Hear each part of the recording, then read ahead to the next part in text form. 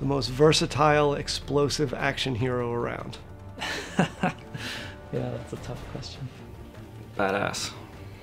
I mean, he isn't really a good guy, is he? We are focusing a little bit more on Rico this time around to show him his personality that has sort of been hidden in the first two games. Rico is really a guy who can be super evil and a not very pleasant person, and he can be a really nice guy, but that's all up to the player. I want to say he's a badass, angry, crazy, you know, anti-hero-ish sort of, but he wants to do the right thing, but he has crazy ways of doing it. And so for us in this project specifically, Rico is the savior coming back to retake his home. We took Rico from where he was, and we wanted to do a progression of the story. What would Rico do that would be after what happened at Panau? And so we kind of brought him home. In the first game, he was more of a mumbling idiot, and we did that deliberately, actually. We did want to tone down his persona and let the world be the character, and that's sort of been the character of the Just Cause games until now. He's gotten older. He's, you know, got his scars from all his years in Panau and San Espirito, and we wanted to give him that background. What would it be like if you were a person who had set off a nuke twice? Seems a pretty intense thing for a single person to have done, freeing a nation from a dictator.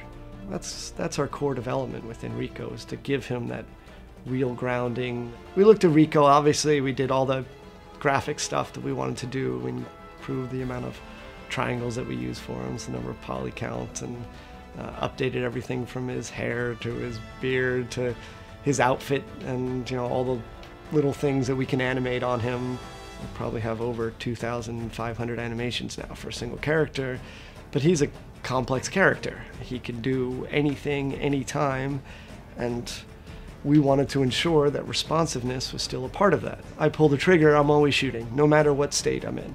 What it means is you get this perfectly fluid experience through the world.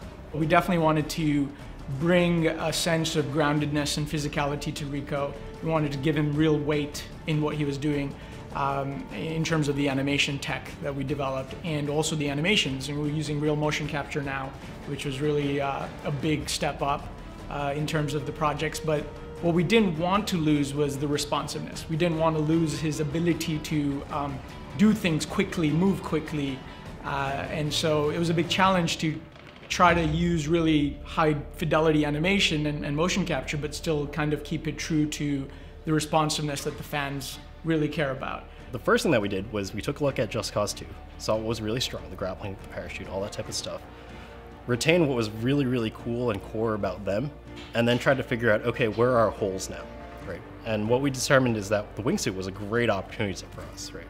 There's about a million different ways that you could do a wingsuit in a game, but what we had to figure out is how do we get that working really well with the existing mechanics that we have?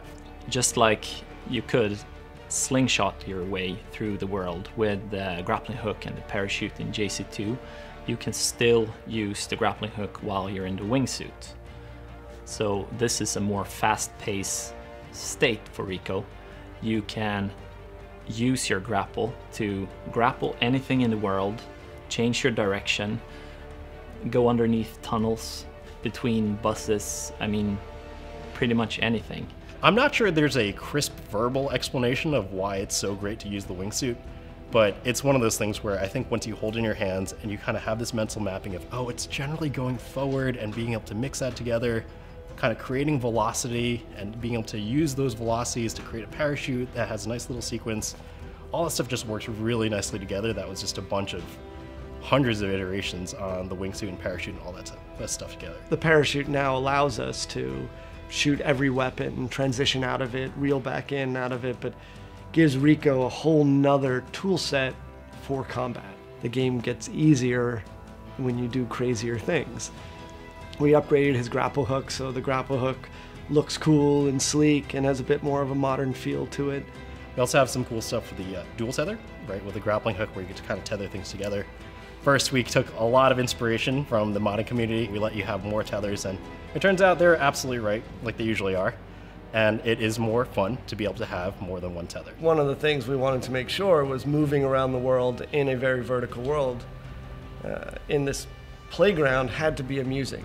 And a lot of games do an open world, but then it can be a little tedious, and after a while you just start jumping around using fast travel.